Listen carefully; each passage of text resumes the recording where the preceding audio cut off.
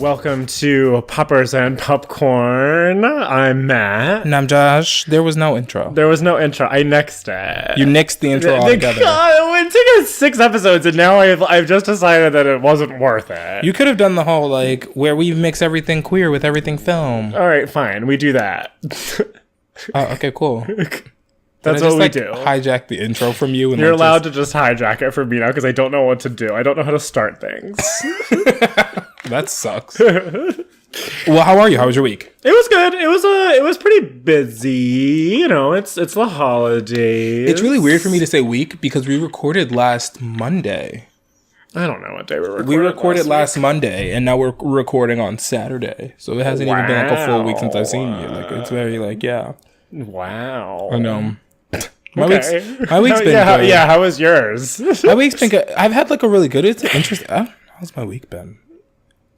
Yeah, no, it's been really good. Yeah, I've been having a really good week. That's good. Well, what's the gayest thing that happened to you this week? It's really weird. So like this week, I've been like a total like fucking hermit. Mm-hmm. Like I've just been like staying in the house and shit. Mm-hmm. Like if I didn't have to leave. But yesterday was the Drag Race Holla Slay Spectacular. Oh yeah, it was. It was exactly what I expected. Is like RuPaul selling her album Christmas Party or Sleigh Bells or something. I don't know. She might have more than one Christmas album, and it might be selling both. All I know is that it was pretty much like more than one album. Maybe. Oh. I didn't really get a grasp. Everyone says that. Like, where's Ariana's new album? Where, like, Lady Gaga said that there was going to be, like, 3 parts to Art Pop or whatever. Everyone says all this, like, I have, like, 50 songs from this album and I'm going to release them all in, like, different volumes. And then they don't do it. They make Joanne. Joanne was... I love Joanne. I did really like 2/3 of Joanne. What's the first track on it? I can't believe I'm blanking on the name of it. Diamond Heart. I love Diamond Heart. Diamond Heart's such a good fucking. That's a draggy ass song. Like that's like it's a draggy ass song. I'm surprised but drag queens are not performing song. Diamond Heart. It's a really good one. Ayo and John Wayne to me should always go back to back. John Wayne is such a good. That video was good too. Sinner's Prayer is really good. Yeah. Dancing in Circles is the shit. That one got really popular, and I just like didn't care for it. I did like it a lot. Okay, so what's the gayest? Oh, okay. So wait, what were we doing? Your gayest thing this week?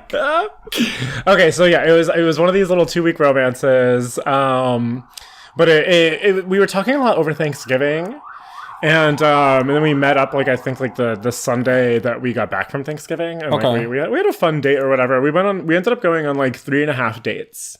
The half is the gayest thing that happened. Okay. So I got a really, really shitty haircut on Monday. It was terrible. Your current one's nice, so okay. Well, it's gonna get updated. Hang on. Okay. So the guy that I was in this little like 2-weeky thing with, he's a hairstylist and a really good one. Like to the like he was telling me how much he charges for. He does Bill Nye's hair apparently. I shouldn't say that, but oh well. Someone that you're seeing does Bill Nye's, or you were seeing. We're not seeing Bill Nye's hair last night anymore. So fucking cool. So like when I had my shitty haircut, he was like, "Just come to the salon, I'll fix that." So like basically now I know what to do to my hair more so than ever before. Did he walk you through it? He walked me through it, and he walked me through like exactly what I want to do, and like kind of like told me what kind of products to use and stuff. And naturally, I'm not seeing him anymore. Okay, but why? We went on a date last night. We just went and hung out at the Rosemont, which is, I think as I've said on my street. And like we got into like this weird conversation. He said something kind of transphobic. And then he said something weird about like people who have people who have Down syndrome. Ooh. And I like it got to a point where I was like, oh, this is two blows in the one conversation. So I was kind of like over it at that point, and I felt myself like tense up a lot. And just like start responding to him in ways that were like overly calculated, and like really taking everything he's saying like in a way that in an aggressive way. Not even aggressive. It was just like my walls went right up. That happens to me all the time. My walls went right up. Flare in the walls. He sensed it. Okay. And we decided to call it a night.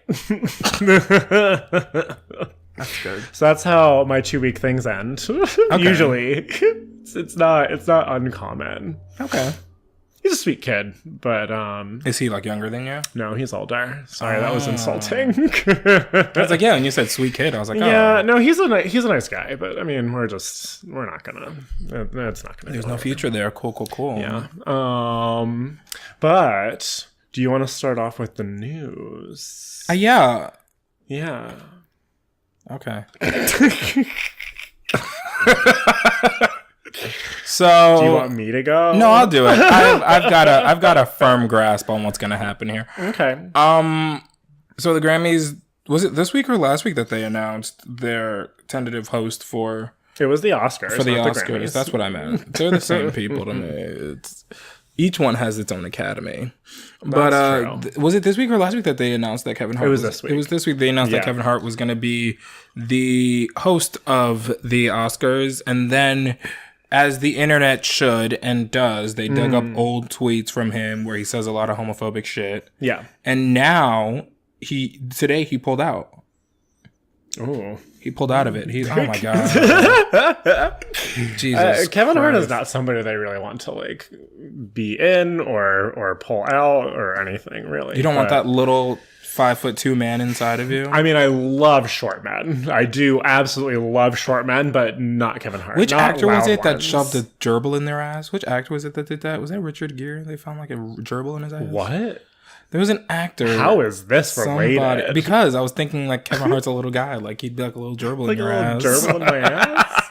My ass isn't cavernous enough to hold. Like that episode, like the Lemmy Winks episode of South Park. I know what you're talking about. No, but yeah. So they dug up old tweets. He was saying some real homophobic stuff. It was only like 3 tweets, and like I'm gonna be honest with you, like I'm 0% a fan of Kevin Hart. I didn't even want him to host the Oscars in the first place. Yeah. I can't really see that. I just think that, like, it's like a double-edged sword. I'm not absolving anything he's said because at the end of the day, like, everything he said was extremely garbage and he's a trash human. Yeah, it's bad. But then I also think that, like, pulling up tweets from somebody from, like, 9 years ago is, like, I could, like, if the tweets were the from, same like, way James Gunn got fired. Yeah, if the tweets were from, like, 6 months ago, okay. Yeah. There's a high chance you probably still think like that. But like when you think about yourself 9 years ago till now, you're like, are you even anywhere near the same person, you know? Okay. And like, I'm not saying that this absolves him whatsoever. No. Like at the end of the day, but I also think that like pulling him up from like that, they were like really long. I think the tweets are from like 2010. That's fair. But I will say that once the tweets did like start making the headlines, his response was garbage. Oh, I didn't even know he responded. What was his response? In the first round of he just like refused to apologize. Oh, that's horrible. I didn't know that. That's horrible. Yeah. So he was basically like I'm in love with I think he said something to the test of I'm in love with the man I am now, and he like compared that to being gay. Yeah, no, I know it's really bad. Oh my god, that is comical. Yeah, so like the fact that he pulled out, yeah, let's just get him out of there. Let's keep him there. I think that like, you want him to host now. I mean, keep him out. Okay, I don't want him to host at all. I never did. To be honest with you. Who should host? Who should host the Oscars? I saw people who were trying to get Eric Andre to host the Oscars. I think him and Hannibal Buress together. That would be so much Eric fun. Andre and Hannibal Buress hosting the Oscars together would actually be a really good idea. Like they are so much fun. Yeah, it'd be so much fun. They're both really balls to the wall, but like they're both two very extreme. Where like Eric Andre is very hot, and like Hannibal Buress is very cold. Yes. So I think that like they'd counterbalance each other They would do a great job. I wouldn't want somebody like James Corden. No, James Corden sucks. He's really bad.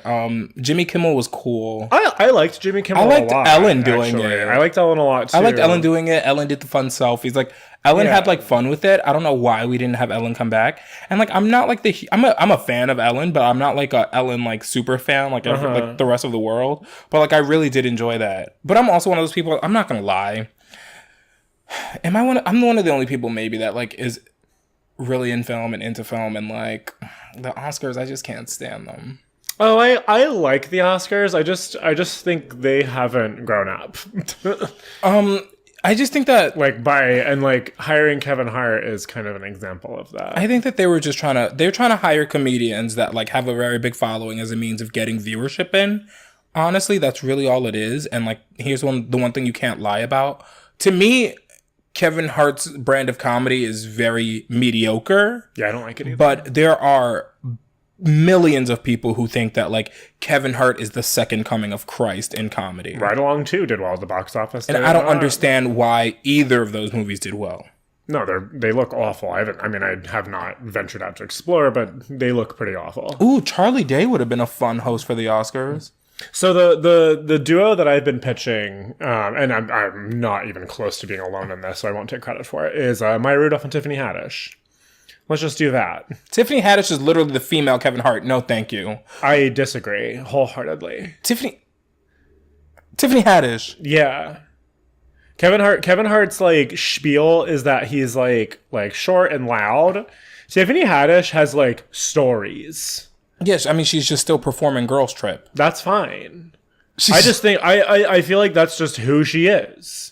I'm down. Let's get her in there. She's not problematic and she's fucking hilarious.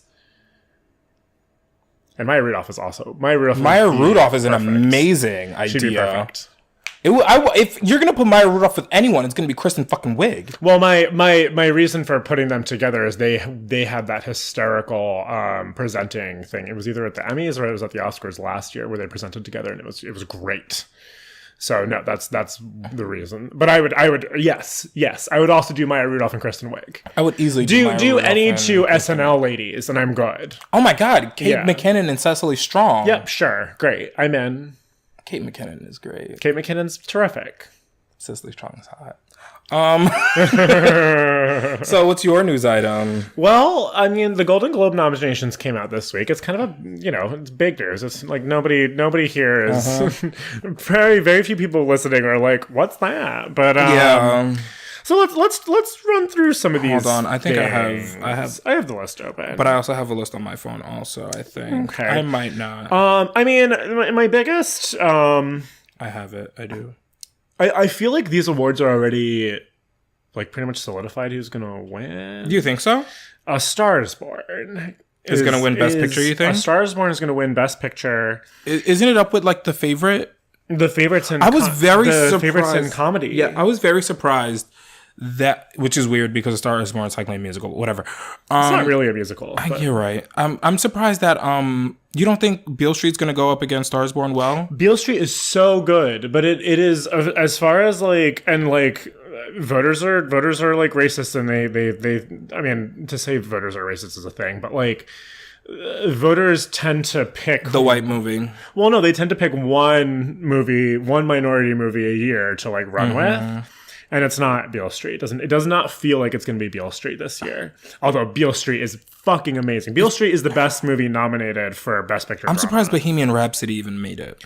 That's a joke. This list is so weird because it's like A Star is Born, Black Panther, Black Klansman, Bohemian Rhapsody, and like if Beale Street could talk. I'm going to be honest with you. These are all apples and oranges ass fucking movies. What do you mean? The same people who like I can't see Black Panther and The Star is Born in the same category. Well, I mean, as far as like Star is Born should be in comedy or musical? I don't know. I don't even know where Black Panther should be. Black Panther to me isn't like a drama. But it is. I mean, it's a genre-wise, it's an action movie. Well, yes, but like, we don't have a genre. We don't have a bracket for that. Right. There's no Best Picture action, which is a kind of which I'm not gonna lie, which is kind of sad because I do think that like to be honest with you, especially for the Golden Globes, if you're gonna separate things by genre. I agree. To cram everything that's not musical or comedy into drama is kind of stupid. Well, like I'm thinking like Green Book got nominated for Best Picture comedy or musical. It's not a comedy, is it? It's not a comedy. There like yeah, sure. The duo like Viggo Mortensen and Mahershala Ali are both like have funny moments in it. But it's about like racism in the Deep South. It's not a comedy. I don't think looking from everything I've seen from Vice that Vice is going to be like a comedy. Oh, the Well, it's Adam McKay. The trailer is very funny. It's Adam McKay, never mind. Adam McKay can do no wrong in my eyes. I'm very happy Crazy Rich Asians. So the one thing I'm going to say about this, though, is that the one thing I'm very happy about is that, like, there are a lot of movies that, like, made buzz this year that, like, I'm very happy are here. Crazy Rich Asians, I'm happy that it's here. If Beale Street Can Talk, I'm happy it's here. To be honest with you, I may have complained about Black Panther just now, but I'm very happy Black Panther is here. Black Panther is probably going to go all the way to the Oscars, too. Yeah. The Favorite, I'm happy that that's there. Green Book, I'm happy that that's there. Yeah. I don't know why Mary Poppins Returns is... Well, we haven't seen it yet, so but we can't talk about it. It's supposed to be good. Yeah, but I just think there were a lot of other movies that I think were fucking stellar. Okay, but we haven't seen it yet. There are a lot of movies that I think were stellar that aren't here. Like what? I have to go into my memory bank. Well, you know what it is? There's just like a lot of independent... Like, mid-90s was...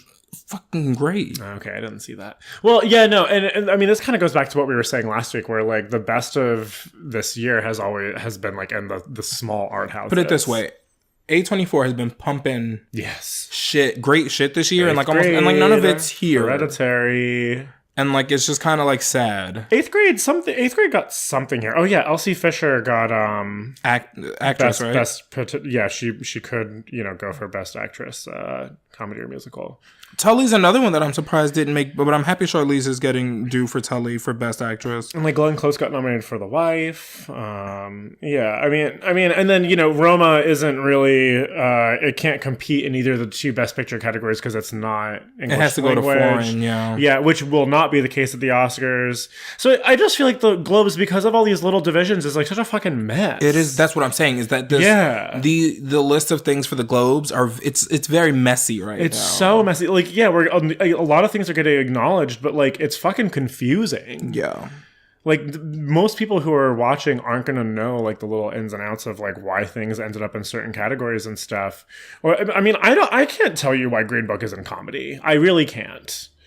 And I can't really tell you like realistically, Black Panther and Black Klansman, if Green Book is a comedy, then those two could also like be in comedy.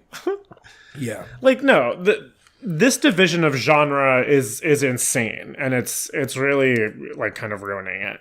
I mean, in the acting categories, it works a little bit better because you do get people like Elsie Fisher to get nominated, and Charlize and Constance Wu. I'm very happy Constance Wu. Yeah, no, the nominations for best actress, comedy or musical are really really. I think everybody from The Favorite got all three of the girls from The Favorite got one, right? Yes, because Emma and Rachel are both in it for supporting. They'll lose to Regina King though. 100%. Yeah, she's been kind of making the rounds. I don't even know why Claire Foy. I mean, Claire Foy is great, but she was great, and she was my favorite thing about First Man. But First Man had so few things that I loved about it. I didn't really like it very much.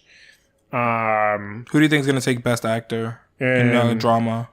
Let's see. Because there's Bradley Cooper, John David Washington, Lucas Hedges, Rami Malek, and Willem Dafoe at Eternity's Gate, which was supposed to be amazing. I didn't want to watch it. It looked too long. It looked too long. It actually was pretty short. It was actually under 2 hours. Yeah. I don't know. Willem Dafoe scares the shit out of me. Of these, I would say the best performance probably is either Willem Dafoe or John David Washington. I haven't seen Rami Malek in Bohemian Rhapsody. You didn't care about Cooper and ASIBS? I liked Bradley Cooper a lot in A Star Is Born, but I don't think little tangent. If Bradley Cooper wins Best Director this year, that's fucking ridiculous. Yeah, 100%. He did a great job. Did he do the best job of the year in his first fucking try? Absolutely not. Cuarón, Lanthimos, like Barry Jenkins. There are so many. McKay might get it though. Who? McKay. Adam McKay could get it. Yeah. Adam McKay might get it because everything I've been hearing about Vice from like all these like early screenings from Vice, I've been like. Yeah, people have been like ballpark. I haven't seen it on any of the year-end top 10 lists. One of my friends went to the SAG screening. Oh yeah, of it, and he was like, "Yo, like Adam McKay fucking showed his ass and outdid himself this time." Like, hey, I'm interested. I mean, the trailer is hysterical. Yeah. So no, I would like to. I'm excited to see it. I'm going to see that probably on Christmas Day if I can. But no, I mean, Timothée Chalamet did get nominated for Beautiful Boy for supporting. Nice. But again, like why is that supporting? He is the beautiful boy. Yeah, but He's I think also that really hot. I think this movie is more about the father. I think Steve Carell. I know, but like, I'm surprised Steve Carell hasn't touched anything this year. yeah, He's been like in everything. As far as He's been awards, like in, 5 movies. I don't think Welcome to Tomorrow has screened to critics at all yet. Has it not? I don't think so. No. Well, it doesn't look that great. Come on. Are you kidding me? Every time I see that trailer, I cried twice seeing that trailer. I'm supposed to go to one of the critic screenings a couple days before it comes out. So I will gladly let you know. I've cried twice seeing that trailer. I'm gonna cry during the movie. So. Did you? Okay, so best original song. I mean, Shallow's gonna win, but who would be mad about All the Stars? I mean, I'd be cool with All the Stars if like SZA spoke more English in the chorus. Yeah, I don't care. Like, I can only really understand the last 4 words of her chorus. All the stars are broken. It's wrong. You see, it's all the stars are falling. That's how you see. Damn it! No! SZA's not speaking English. All right, fine. I don't read lyrics. Spider-Man Into the Spider-Verse got nominated for Best Animated. Isle of Dogs did too, which I'm very happy about. I like Isle of Dogs. Good. Of the animated nominees that I've seen already, I have not seen Mariah and I haven't seen Spider-Man yet. Isle of Dogs is my favorite, opposed to Incredibles 2 and Ralph Breaks the Internet. But I am seeing Spider-Man this week and I'm so pumped. Best Motion Picture, Foreign Language, Rome is going to win. It's not really a question. So yeah, I mean, no, like the Globes are the Globes. They're weird. Their categories don't make any fucking sense. And this year it's really, really apparent. Yeah, on the TV side, they also did a pretty bad job. I mean, they recognized a couple of good shows like Pose, but Atlanta, besides, got like 1 nomination, and it's like the best fucking show of the year. So I don't know what they're doing. Shall we get into Vox Lux? Let's get into. Oh God, we're gonna get into Vox. I am so excited. Yeah. Do you want to introduce? I am gonna introduce Vox Lux. We're gonna be talking about Vox Lux, which is starring Natalie Portman and Jude Law. It's written and directed by Brady Corbet. He's also done Childhood of a Leader and Protect Me and You, which he's also written and directed, and he's also an actor. The last thing he acted in was like in 2004. He was in Funny Games. I don't know what that is. You don't know Funny Games? I just said that. Oh my God, you should watch Funny Games. You know, it's really funny. It's funny when like someone. It's so funny when someone says, "I don't know something," and then someone repeats the thing at them, and then they're like, "Still don't." You don't know Funny Games? You would actually really like Funny Games. I think he was in the German version. Ooh, it's got Naomi Watts. She was in the American version. Naomi Watts is the shit. Ooh, it's got Christoph Waltz. I'm in. That's not Christoph Waltz. That looks like Christoph Waltz. It's Christoph Banzer. Oh yeah, Michael Haneke did it. Who did Amour a couple years ago. Mm-hmm. I love Michael Haneke. Yeah, Funny Games. You would like it. I'm not gonna tell you anything about it because it's insane. You should watch it. I definitely will. Yeah. So, before you saw Vox Lux, what were your first impressions of it? I mean, the trailer kind of makes it look. It looks like, I won't say it looks like light and fluffy, but it definitely looks a little lighter than what the movie actually is. Yeah, I agree. And it looked more like it was going to be like a movie about like celebrity and like pop culture and like the rise and fall of a pop star or whatever. Yes. And it is so much more than that. It's so different than that. Yeah. What were your first impressions? Kind of the same, to be honest with you. The things that really stood out to me were the costume design the looks, especially on the back of the motorcycle look with that mask. It's really that really one shot that they have of like the tunnel was something that is still kind of burned into my head. Yeah. And so like that was kind of the thing about it and also because my friend Adam was the crying heterosexual in the football jersey during that vigil. Oh, okay. In the beginning. Right. You did tell me that. So I always think about a crying heterosexual gay man. Like my friend Adam's like probably the gayest man you'll ever meet. Playing a heterosexual who's crying. I don't think his character has enough to know whether 100% he's wearing a football jersey and he's holding hands with this blonde girl. It's also 1999. I wore football jerseys in 1999. You're also heterosexual in 1999. It wasn't okay. Well, all right. No, but What did you think of it? Okay. I didn't dislike it. Okay. This is going to be fun. I just can't help but feel that the movie's a bit incomplete and that it needed more. What, where did it need more? There were a lot of open there were a lot of open-ended, like, overworld issues to me that like weren't closed. There was a lot of just like How do you open mean statements that you okay. issues? So Act 1, like the first Younger Celeste. Yeah. The story with Younger Celeste was so tight, concise, and contained and done extremely well. I loved the bookends too.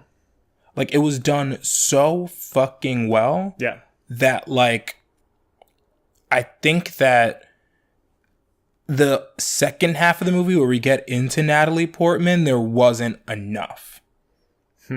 I disagree. Because here's why. And like, I mean, you can easily disagree. Like, that's fine. Yeah. I just think for me personally, I needed more. We were following her for just like this one day.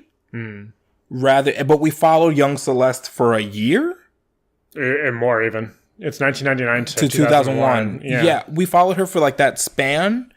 And we really riding with her. Then we seeing her for this one day for me just wasn't enough. I feel like there wasn't enough conflict in the 2017 era. Okay, yeah, we're gonna fight. We're probably not gonna fight. I know. I just think that there wasn't enough conflict for me, like in the way that there was conflict in the beginning. Okay. There's conflict with, like, because it's like this young teenage girl.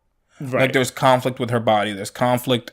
There's conflict in the very beginning when she gets shot in the fucking neck. Like. So yeah, let's clear that up because it's hard to tell from the trailer. But this movie features 2 mass shootings.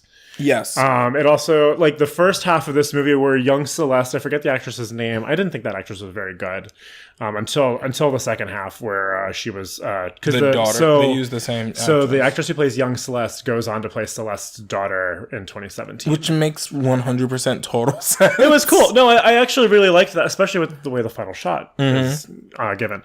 So the first half is really bookended. It's bookended by a Columbine type incident at in 1999 at her school that New Brighton. Yeah, that she is essentially she's a victim of, and she like knows the perpetrator. And at the very end of the close of the first half is 9/11. And you have the way 9/11 got contextualized. I really loved all the establishing shots of New York, the establishing shot of the Twin Towers before, because you see 1999 in the beginning of the movie, and you see that they go to the Twin Towers sometime after, and you're like, well, this is looming. This state of fear in the world after Columbine gets worse. And it still, and then, you open the second half of the film with Natalie Portman with another mass shooting. And this movie, I love the line, Willem Dafoe narrates this movie, which I thought was really fun. There's a great line Willem Dafoe has where he talks about how Celeste kind of kept getting darker as the world got darker. And that really sums up how I felt during this movie. And in that I feel like this movie is about the fact that we as a society have failed to like grow up and learn from our mistakes that have led to these insane acts of violence that are, now part of our daily conversation. And I think the way it wants to start that realization within its audience, you say there's not so much conflict in the second half. I think Corbet, as a director and as a writer, he wrote that thing too,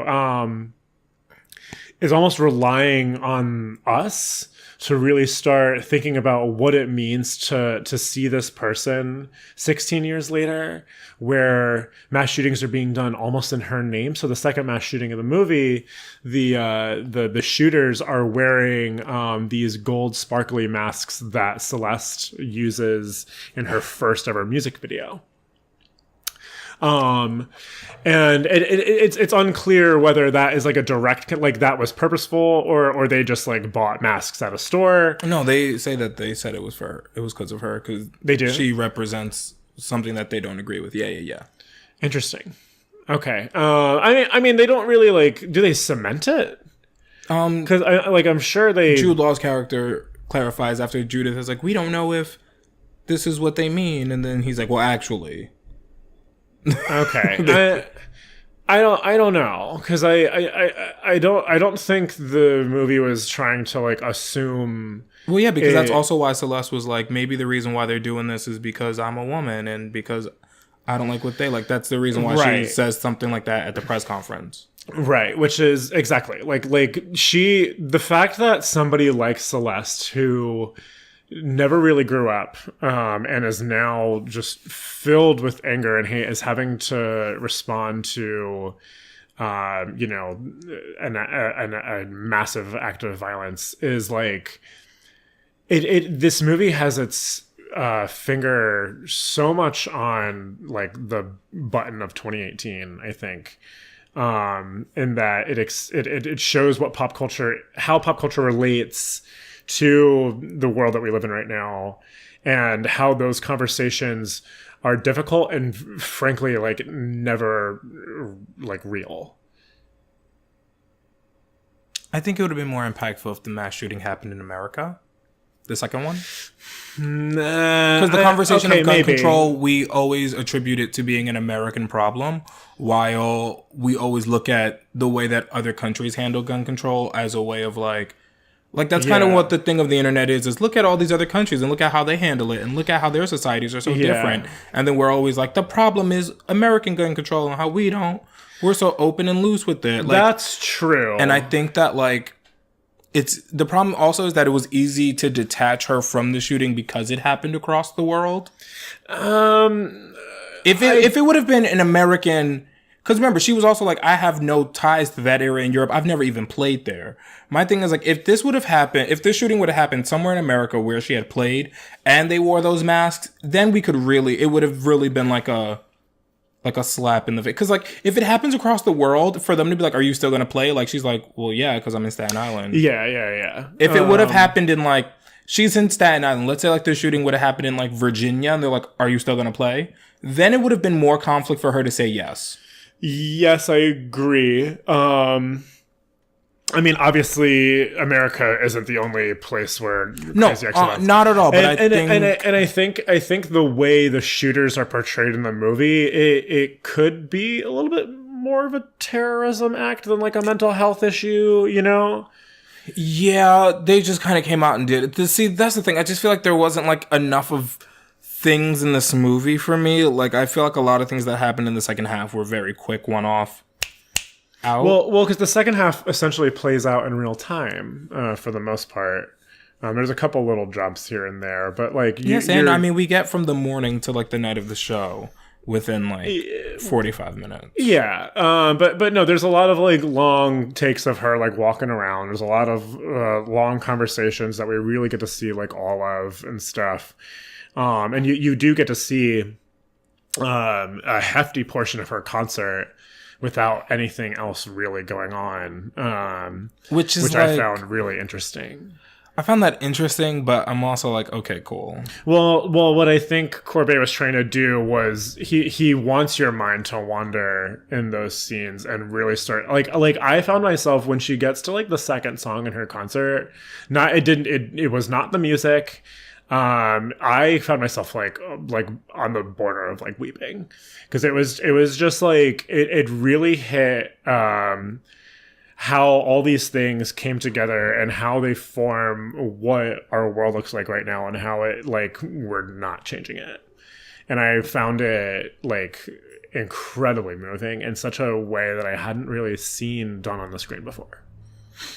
Wow, I did not feel any of that. Really? None of that. Yeah, I was really into this movie. I was like watching the concert and I was like, oh, cool outfits. Yeah, no, I think the concert is meant for the audience to like sit and kind of let your mind wander and like try to put this thing together. Well, I remember in the beginning when she's younger, she says she does pop music because she doesn't want people to think, and it's supposed to make people feel good. And I'm like, all right, cool, I see that. I don't know, I just think that like I expected a little bit more of a... I don't know. I was just expecting more, and like I don't know what I was expecting, but it just wasn't giving me what I want. Like when we got to once we get to like the first half of the movie and that act break where she's like, planes crash into some tires, and we get into 2017. Like, I don't know. The way she delivers that line too is. Ugh. I expected like more to be moving forward into this movie? More what? I don't know. Like, it's just like, that's a really good fucking question. I don't know what I was looking for in this movie, but like, I just did not find it. Interesting. I mean, It was like really weird, but like the whole time I'm like watching it, I just like wasn't, like I was into it, but then like I found myself a lot just kind of sitting back and like, here's the thing about the movie. The movie's fucking beautiful. Like at the end of the day, it's shot beautifully and it's fucking great. Mm-hmm. Like maybe the movie was about this whole mindlessness and like this whole wanting to be mindless and then wanting to be numb to situations. But like, again, I didn't get enough of that. It's weird because like, so like I thought this movie was going to be a little bit more akin to like Get Him to the Greek, where it's like, no, but think about it, where we have like this burnout.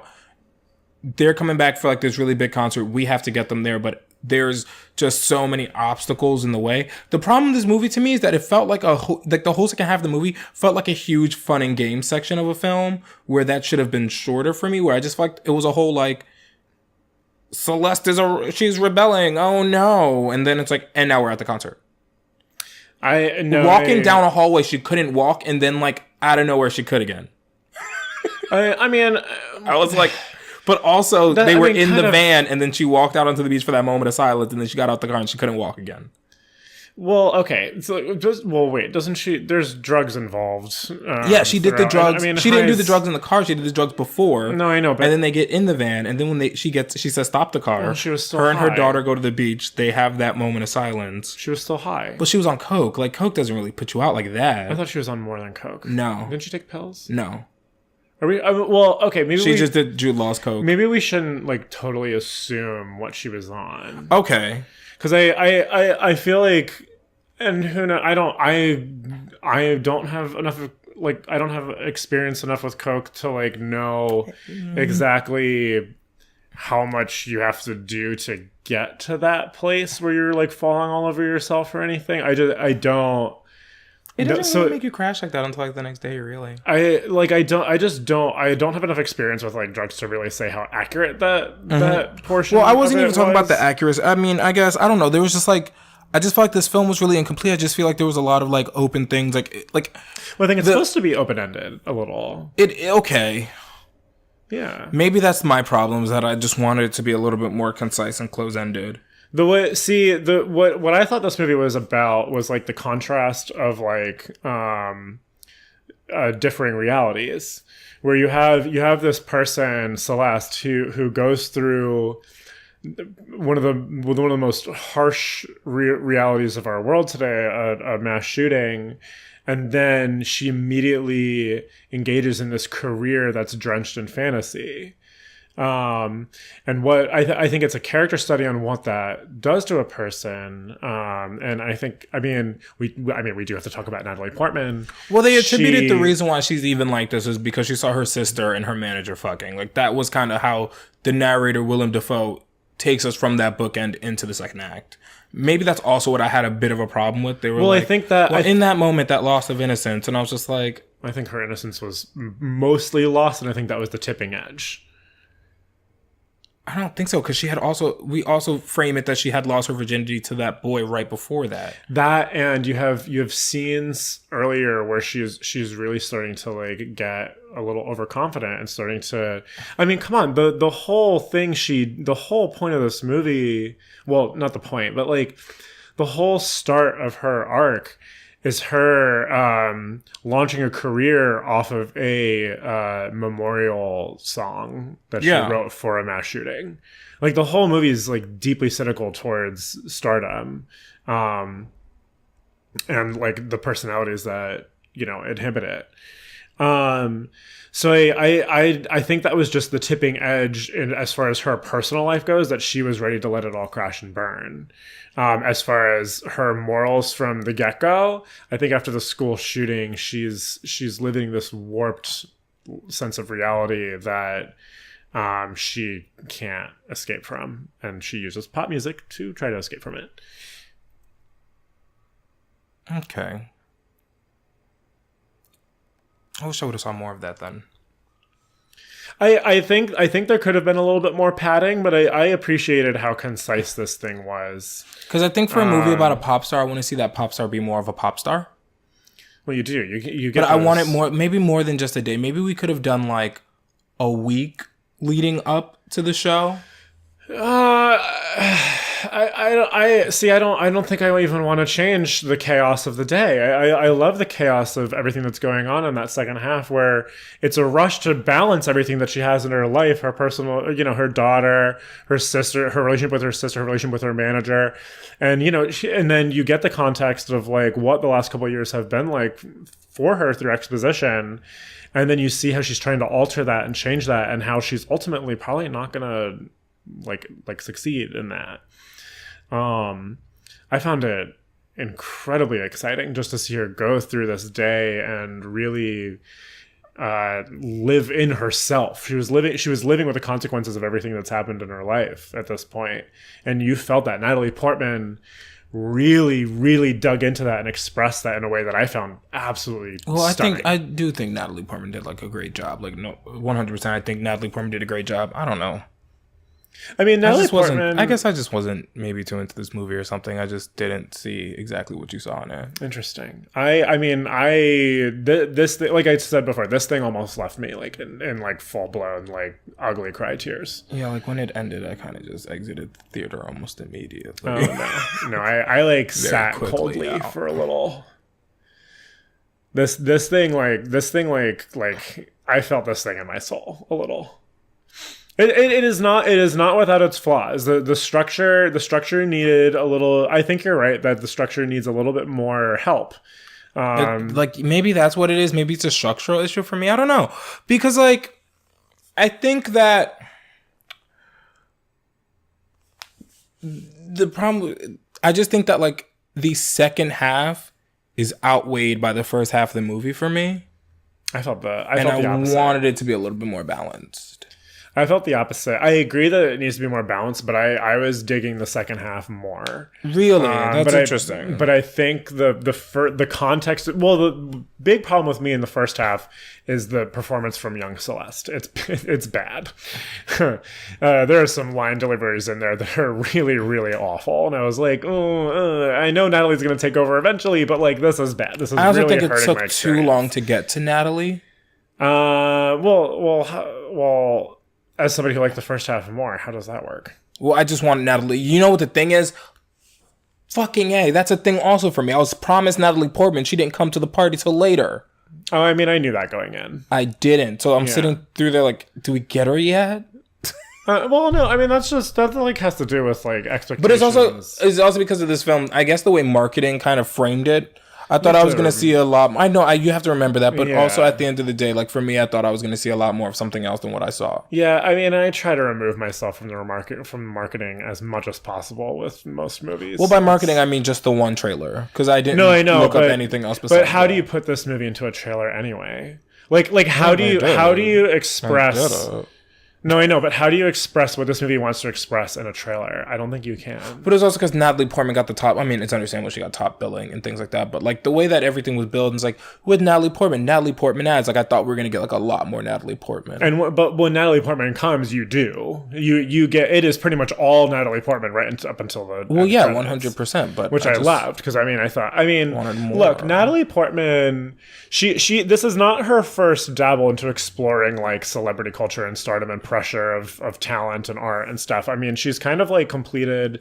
I feel like Vox Lux to me like completes this little like trilogy she's been doing this whole decade of like this Jackie and Black Swan, where she's really just like, in Black Swan she loses her innocence, and Jackie she kind of like tries to figure out what to do with that like loss of innocence, and in this movie she just like runs with it. It like Natalie Portman as an actress, I feel like the evolution she's had this decade over these three roles and a couple other roles. I liked her a lot in Annihilation as well. I don't think it's related at all to what I'm saying, but I think she has really evolved into this state of a performer that is really dynamic and really, really exciting. Like she's pulling off things here that are so impressive. And she's becoming one of my absolute favorite actresses out there. I think she's one of the most talented people alive. No, she's extremely talented. Like, Yeah. I'm not going to take that from her, like, whatsoever. I don't know. This movie to me is just, I guess I was very far removed while watching it. Interesting. For some reason. And it really came at the second half that I was very far removed. Like, filmically, I was very into it. I thought it was like a great film. Uh-huh. Personally, I don't think that it didn't resonate with me. It's a movie that I was like, it's cool that I saw this once. Okay. Yeah, I mean, I see. I had a reaction of like, I don't know if I'm ever gonna want to watch this again because I found it so like, it was tough. It was a tough thing to like engage with and watch. Well, that's the thing for me. It was the opposite for me. I was like, I don't think I want to watch this again because it didn't touch me at all. Like, it wasn't tough enough on me, I guess. I found this movie just like. I love the challenges that Corbet trusts his audience with. I thought that was a really, really brave way to tell So you see, that's the thing. I think me and you are seeing this from two different angles. Because you're seeing it as Corbet trusted his audience, and I'm seeing it as Corbet just left things out by mistake. I don't think he left things out. I agree that a little more structure would have made this thing more audience friendly, and I think it's going to be really divisive, as obviously it is. You know what it is? It's also because like I'm a person that when it comes to film for me, like exposition doesn't do it for me. I'm more show me, not tell me. Well, I think they show you everything they need to show you, and they, by wanting to set it in, you know, that manner of a couple of years and then the one day, you do need the narrator to fill in. You know what I actually would have liked? I would have liked to see more of like the fandom, not just paparazzos after her. Like, actually, I would have been cool if we would have seen like. If there would have been a break between the Act 1 and Act 2, even if it's like a quick montage of just like people at concerts going wild and like people holding up Celeste signs and like posters of Celeste, and then getting into 2017 kind of showing like she was this really big megastar, and then we get into 2017 and she's a mess. That's a lot of hand holding with the audience. That's not a lot of hand. The montage could have been literally 20 seconds. But it's still hand holding. Like we get it. I feel like we get it when we get to Natalie. I don't think so, because like I don't get the fandom. I think it would have been more interesting to see, because like the reason why I don't get the fandom for me personally, where I'm like, okay, then why exactly would these people put on her masks and do it? I mean, I don't think we need the context for that. I just don't, because I mean, we have senseless... But then why should I also care that she's doing this concert? Well, what do you mean? Like, why should I care? Well, if she's not a megastar and there was a shooting across the world, why do I care that she's doing this concert? Like, why would the question even be, is she going to do this concert? I don't think the movie is asking you to care about that conflict. I don't think this movie. Well, it tells me to care about it for the whole first half of this thing while I'm watching these press conferences and these conversations she's having about her doing this concert. Like, literally. No, I don't think the movie was telling you to care about that. I think the movie was telling you to like care about her health, like her mental health, and like the mental health of like everyone around her. I also don't think so, because at the end of the day, like, she's an antagonizing protagonist. She is. But like, I also just didn't care about other characters, and because I didn't care about other characters, I in tow didn't really care about her. But I think what this movie is trying to do is really set the tone, like, because to me she wasn't redeemable. She was just a walking shithead. Right, and that ends up being sort of the point. That also ends up being its problem. I don't see it as a problem. I do, because I think that like you can have shithead characters, but also have them have some likability to them, so that then as an audience we care. That would have been when things happen to them. Again, that would have been more hand-holding. Not really. It's basic writing. I don't know, because the arc of this movie is not really Celeste. It's us. It's us watching the events of this world and the events of this woman as she becomes like this. Yes, like, we're watching the events of this woman, but what is the reason that we should care about this woman? The reason we should care about her is because she underwent a school shooting. Okay, you immediately we care about that in the beginning, but then the second half where she's a shithead, she gets into this car accident and she tries to absolve it. Like, after a while, you stop caring. Like, I did. I didn't. I mean, okay, because there wasn't enough acting of her reacting to the shooting that happened to care that she went through a school shooting in the beginning. I disagree. I think that whole she was emotionally removed from the whole situation. You mean during the scene? Like during the actual shooting scene? No, not the school shooting. Yeah. I mean the second shooting. Because the second shooting is supposed to sort of mirror that first shooting. It is. To me, I was like, I don't... Like, she was so far removed from the second one that I didn't really... yeah. It's supposed to, like... You should at least have something where it calls back to the fact that there's still this trauma there as a victim. Well, I think the fact that she is so dismissive of it is part of the trauma. I don't know. It just made me not care. I felt like, okay, let me revise. I wouldn't say that I necessarily, especially when we get to the Natalie Portman section, really cared for Celeste, but I understood everything that she was doing based on the first half of the movie, and I understood every action she was taking, and I felt like I understood exactly why we were being taken on this journey as an audience, and I felt like what we were supposed to get from it wasn't a pop star's redemption. And the fact that she stays in that cynical headspace by the end and kind of just goes and does her thing in her fantasy career is more or less what this movie is trying to say. Or, like, you know, feeds into what it's trying to say. I mean, I guess. I don't know. It's just so weird for me. This movie was just like... No, this movie was... I mean, I can't say I've seen anything quite like it. I mean... Yeah, no, me neither. Like, the thing is, like, I don't know. This movie makes it really hard for me to care about it.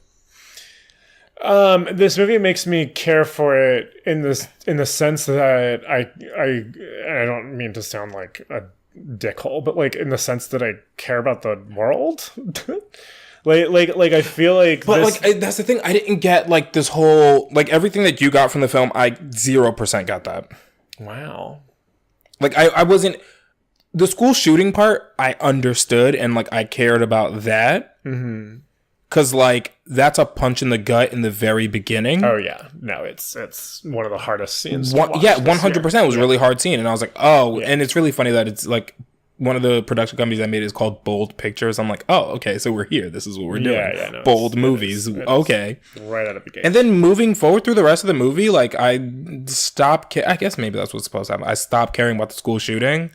Like I care about it overall, wait a minute. Isn't that the point? Like maybe. Well, no, because like. But then I also didn't care about the second shooting. I didn't care about Celeste. I didn't care about any of these characters. Like when I didn't care about the concert at the end. The fact that we move on so quickly from these things is also part of what this movie's message is, I think. Well, yeah, maybe, but I don't think maybe. I think that's just what it is. Yeah, maybe. Okay. But like at the end of the day, I think still for a film itself, you should also not have a movie where people stop caring about the movie itself while the movie is still happening. I mean that's how you felt. I definitely cared about this thing well through the end and afterwards. I mean, as far as the characters, yes, I think they are purposefully set in their ways and don't necessarily have an arc in the traditional sense, because I think the audience is the arc. Like what we're being shown is the arc, not, and like what it's supposed to inhibit in the audience is the arc, not like the. Well, then if that's the case, I didn't inhibit anything in it, and if other people are also not inhibiting anything in it, then what? Who else? Well, I'm just saying if other people have the same thought process I do, then what? Well, I think this movie is incredibly divisive. I mean, a lot of people love it, a lot of people hate it. That's the thing. I don't hate it. Like that's the thing. I have like apathy. Yeah, like, no, I mean I don't really have feelings towards it. I can't say I hate it because it's a beautiful movie. It's very well done. Right. Natalie Portman's acting is incredible as per usual. I just don't care. Like I nothing it. It's what it is. Like that's what it is to me. It's like I nothing it. Like when I think about this movie, I'm like, oh, cool. No, I'm a person who can't nothing a movie. Well, here you are. Yeah, like I'm at a place right now where I'm just like, oh, okay. No. This thing was just saying too many things that I engaged with on a level that like was like emotional. See, that's the thing, because even in my theater, no one else was really emotional during the movie. Like when the movie ended, these two people behind me were like, "All right, cool, let's get out of here." But also my theater had like 8 people. I don't particularly, because I got like a 10:50 a.m. movie. I don't particularly like care about what other people around me are. Well, doing, I'm one of those people that I care about what audiences are saying about the movie when they're walking out of the movie, because like, I'm interested in that conversation, but in a movie like this, sure. Like if I'm walking out of, The Favorite and like everyone's having a different reaction to me, I'm like, what? Like that's kind of surprising and annoying. But like with this, like with a movie like Vox Lux, even with a movie like Suspiria or Mother or Annihilation, like I don't expect like everyone to get it, and when people are walking out of the theater, I don't expect like the conversation around it to be a singular narrative. This movie, well, I didn't expect the singular narrative. I just expected more people to have actual like opinions on it. Like I feel like people always have opinions even on things that they don't get. We live in a time where people have opinions on things they don't get. I think that like a lot of people who were leaving my theater like really didn't have like an opinion on the movie. Well, I that's weird. I mean, I don't. I think most. I mean, also, even leaving, I didn't. I mean, I had like sort of an opinion, but even not really. Like, I had to really sit down and like think about this in order to even come up with the fact that I don't care about it. But isn't that sort of lovely that like we have a movie that we can't just like. We can't just chew on it while during the credits. We have to the amount of thought that this movie requires. Oh, it didn't take me a lot of thought to figure out. I didn't care about it. It was on the Uber ride back home. Okay, well, on the Uber ride back home, I was like, okay, what do I think? Like, I had to think because I knew I was going to come to this episode, so I was like, what do I? That's almost like a knee-jerk reaction. I feel like, whereas like the amount of stuff happening in this movie, like it's hard to just be like to write it off. I'm not writing it off. The thing is, I really wanted to like this movie as much as you did. Like, I really want to have like this engaging conversation with this movie. You feel me? Like, it's not like I'm sitting here like I don't care about it because I didn't want to care about it. Like, as I'm watching it, like I'm literally pointing out all the good merits to myself as a means of trying to make me care. But like the further into the movie I got, the less I cared about it. To the point that when the movie, like at the point when we're in the concert, I literally was just like, when is this going to be done? No. Literally at the concert, I was like, okay, so Sia wrote all of this, or did she write one of these songs? I think she wrote most of them. Literally, that's all I thought about during that whole concert thing was, what did Sia write? I think she wrote all of them. But and then I was like, okay, cool. And then it was over, and I was like, really, the only real thing to me that even I cared even about was like that very last narrative moment when he's like, after the shooting, when she was in that rush of color, she said that she saw the devil and he gave her the melody, like 1 for the money, 2 for the show. That's a really interesting thing. To me, I was like, that is interesting. Like, I like that. well, no, I think the movie also rests on that moment. I think it builds itself around that moment almost. Because you have that framing device in the beginning where she says, I have to tell you something in the hospital to her sister, and then it cuts. And then when that comes back at the end and you hear the devil story, I was like, oh, okay, yeah, no, this has meaning in this whole thing. But does it? Yeah, Josh, yes. Okay, no, I want you to really elaborate to me, like the devil stuff. Like, what exactly did that? What's the exact line again? It's about creating the devil within herself. No, he said that while she was in that area between life and death, she saw the devil and she made a deal with him for her life, and then he gave her the 1 for the money, 2 for the show, 3 to get ready, 4 here we go, and then he took her hand. Well, that's what she says to her sister in the hospital. Yes. Yeah, like the narrator does not state that as if it's fact. He states it as if like that's a thing. He says that's what she said to her sister in the hospital. Yeah. I mean, I think that's her making her commitment to the life she's going to live there on out. But she doesn't know she's going to live that life because this is even before they even write that song. She tells her sister that like when she's first in the hospital and she's laying there. Right. But I think I don't think she's making a commitment necessarily to like pop music as a whole, but she's making a commitment to not living a life within reality. Well, I don't know, because remember at the end of the music video, she also says that 1 for the money, 2 for the show thing. Right, she does. And she also talks about like the dream that she has where she talks about it's a never ending tunnel. Well, no, but that didn't acknowledge like what I just said, but because I think she's committing to with that line, whether she herself believes that happened or not, which is another question. I think she's committing to a life where she is ignoring reality and she's suppressing all these emotions that she has from this traumatic event. You see, I'm not sure about that, only because in the time where we live in, where a lot of celebrities are literally accused of selling their souls to the devil, right, for fame. I mean, that's been true for decades. Yeah. For some reason, I was more akin to believe that maybe that actually happened.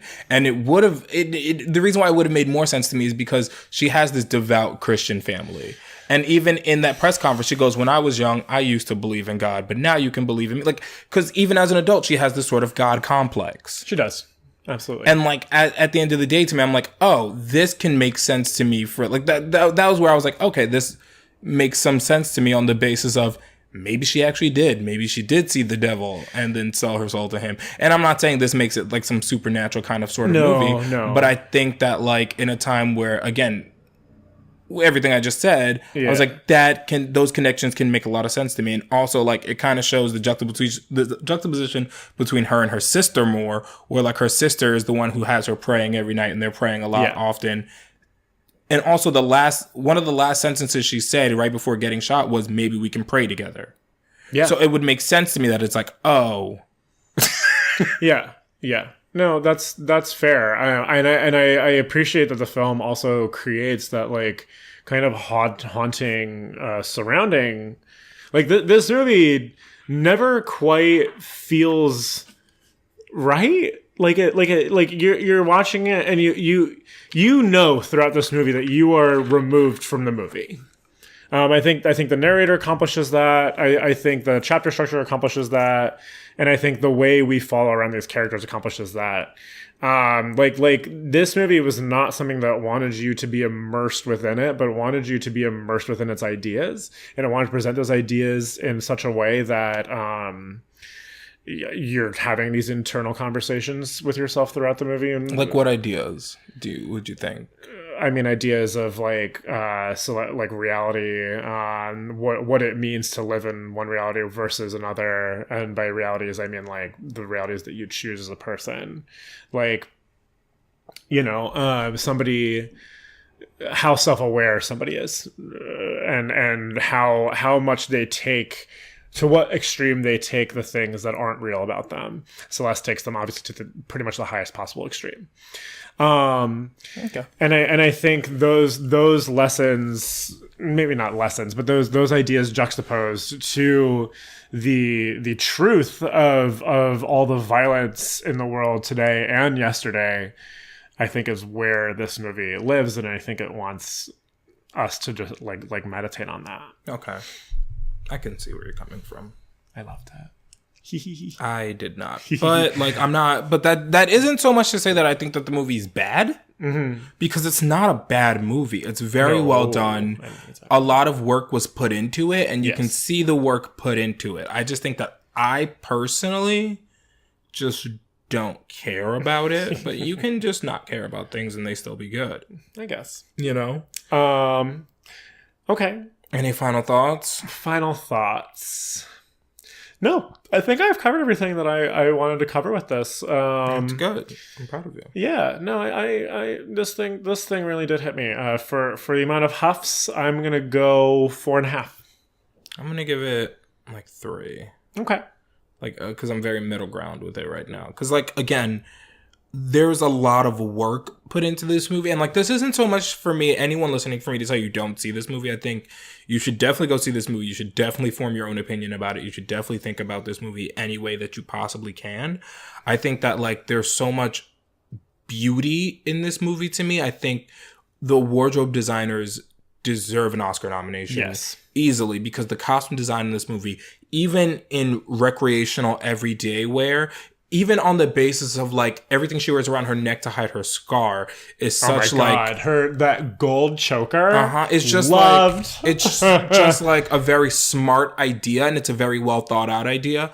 And the fact that she brings these neck things into the way she performs is very smart. I think that just like the overall creative ideas and showing the creativity in this. That very first video shoot was fucking beautiful. It was black and gold. And again, it's proof as a writer that he's doing a really good job where like her first video shoot is about this dream she's talking about. Yeah.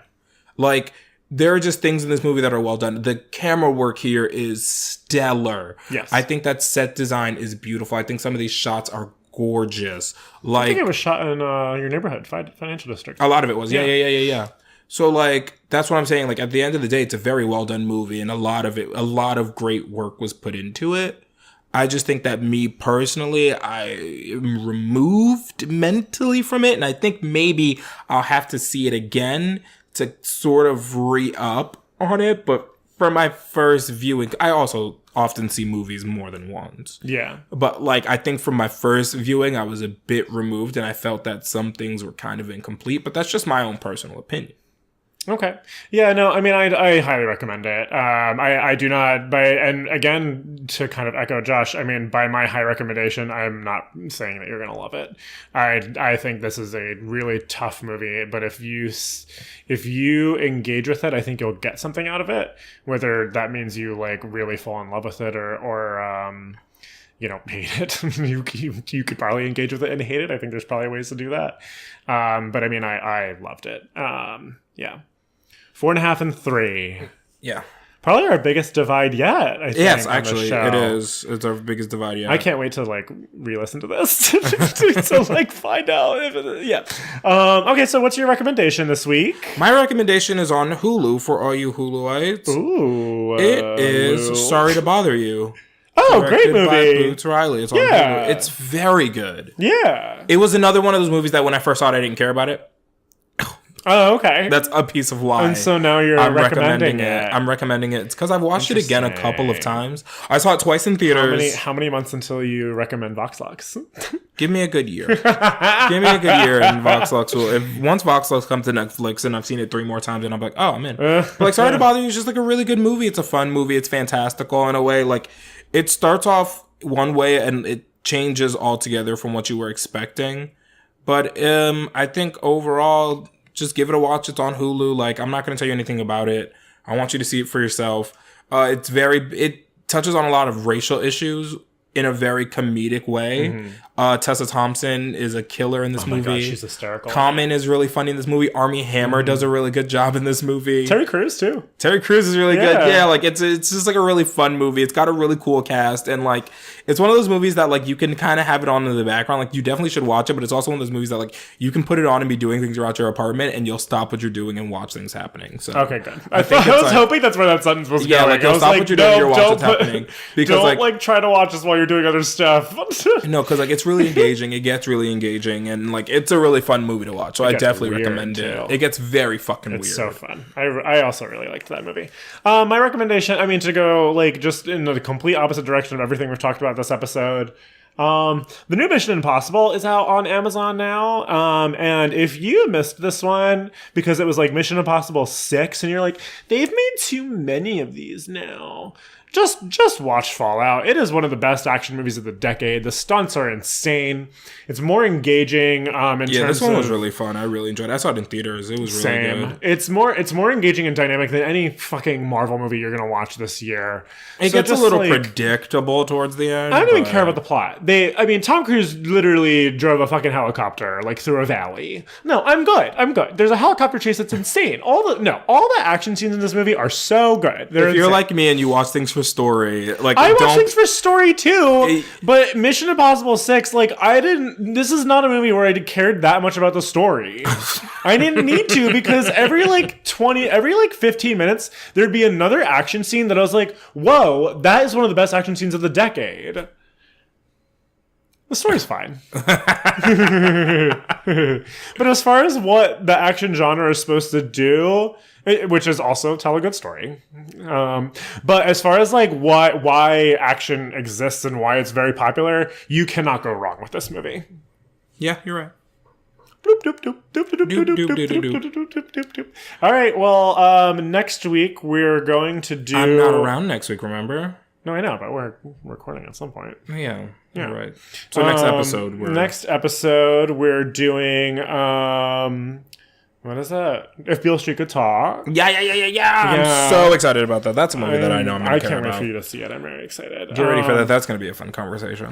So, yeah. Josh, where can we find you on Twitter and Instagram? So, first things first, before I even give any of my information, guess what, guys? Poppers and Popcorn now has an Insta. It's got a Finstagram. It's just Poppers and Popcorn, just all straight one word. It's really fun. It's aesthetically pleasing. Like, it's very much made by an art student, aka me. Josh did a great job with our Instagram, and everyone should follow it. Everyone should follow it. It's really fun. It's really cool. And like, also, if you look through our followers and following, and you're looking for other podcasts, there's a shit ton that we're following that are following us back. So you can definitely sift through there and look through that if you're looking for other podcasts. Some of them are really good, so you should definitely check them out. Okay, so for my Instagram, personally, it's @it's Josh, all spelled correctly, just one word _ one other word. Oh, great. It's Josh. And yeah. And then my Twitter is @JRanosaurus, JAYRANOSAURUS.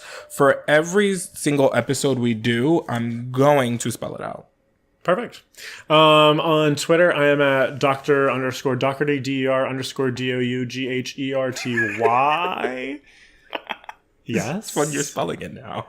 Before you used to never spell it. Now you're spelling it. Oh. You're welcome. Whatever. And on Instagram, I am COtter318. I'm not spelling it. I'm not spelling it. And you can also, if you want to send us mail, we are at poppersandpopcorn and spelled out @gmail.com. poppersandpopcorn@gmail.com. You could also slide into our Instagram DMs on the Poppers and Popcorn's Instagram. Women listen to this, you sick pig. I am not opposed to pegging. Well, on that note, we will see you next Tuesday. Alrighty, bye guys. Bye.